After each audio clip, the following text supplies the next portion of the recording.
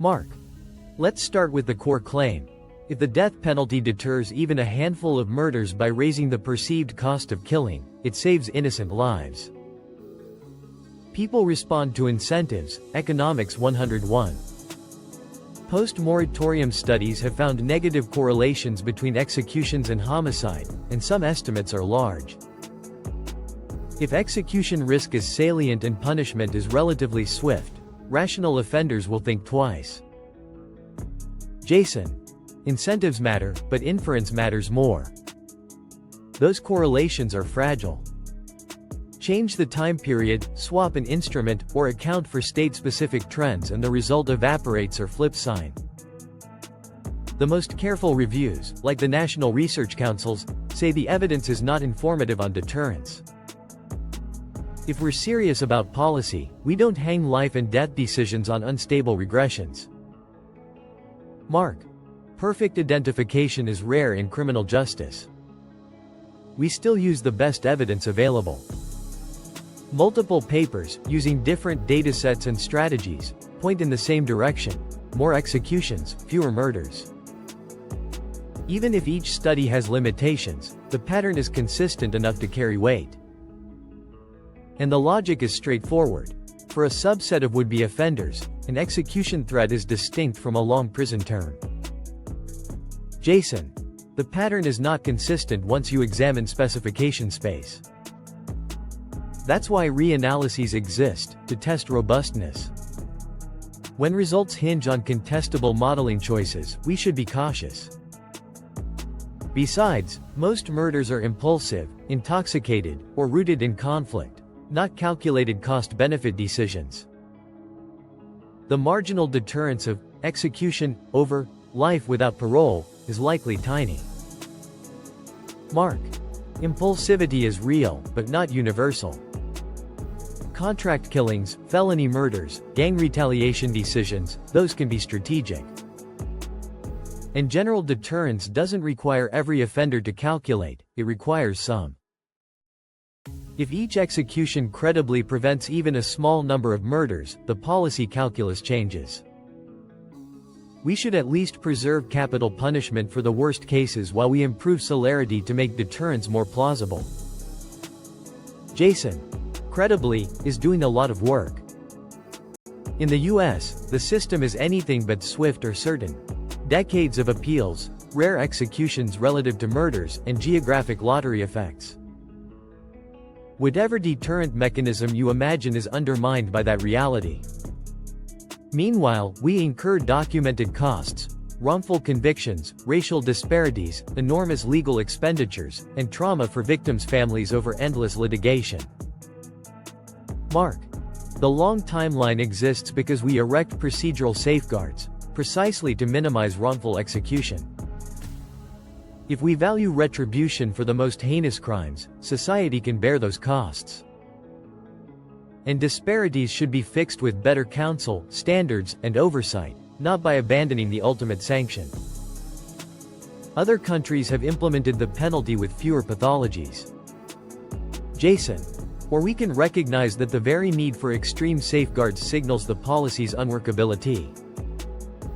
Retribution is a value claim, not an empirical one. I won't change your mind on that. But on public safety, incapacitation works without executions. Life without parole protects society. On deterrence, the best we can say is, not proven. When benefits are speculative and costs are certain, the rational choice is to forego the death penalty. Mark. You call the benefits speculative. I call them uncertain but potentially significant. The cost side isn't one-sided either. Families sometimes prefer finality through an execution rather than perpetual incarceration. And there's a moral dimension. A proportionate response communicates society's condemnation of especially egregious crimes. Jason.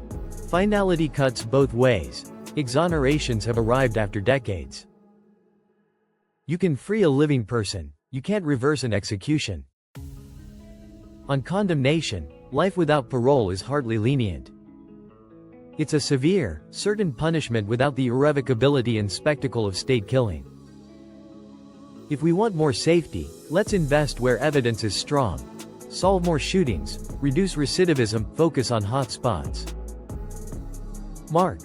I agree on solving more crimes. Certainty of punishment is the bedrock of deterrence.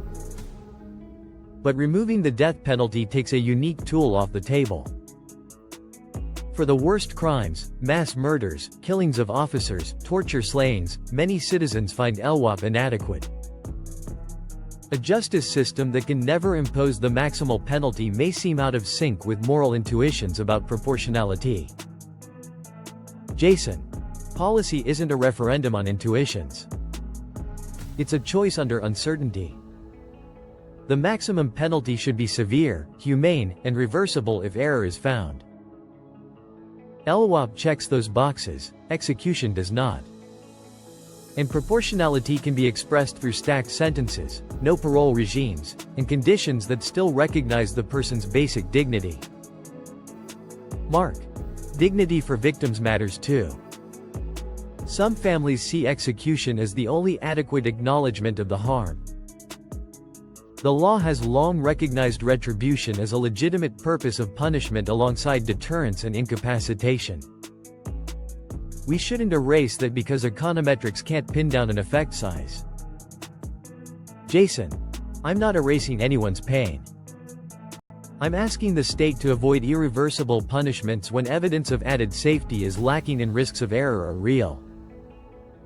Morality is not only about desert, it's about fallibility and equality before the law. The track record on disparities and wrongful convictions in capital cases is not compatible with that ideal. Mark. Then perhaps a narrower path is viable. Reserve capital punishment for the rarest, clearly culpable cases with overwhelming evidence, e.g., multiple independent proofs, forensic certainty, improve quality of defense, and require uniform statewide standards to reduce disparities. That addresses your strongest objections without discarding the option. Jason. Narrowing is better than breadth, but I still land on abolition. Even a perfect case risks legitimizing a system that cannot be made reliably fair.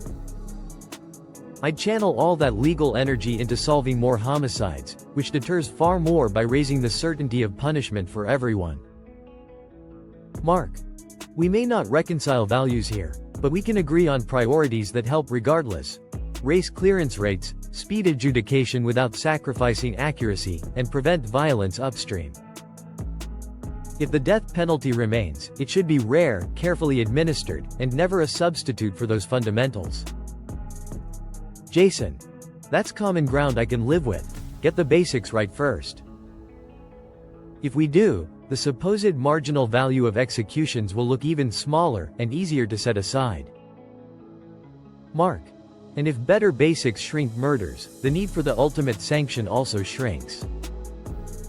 Perhaps the real debate is about investing where we know it works, and keeping the rest modest and tightly controlled. Jason. On that, we're aligned. Evidence first, humility about what we can prove, and justice that protects without crossing lines we can't uncross.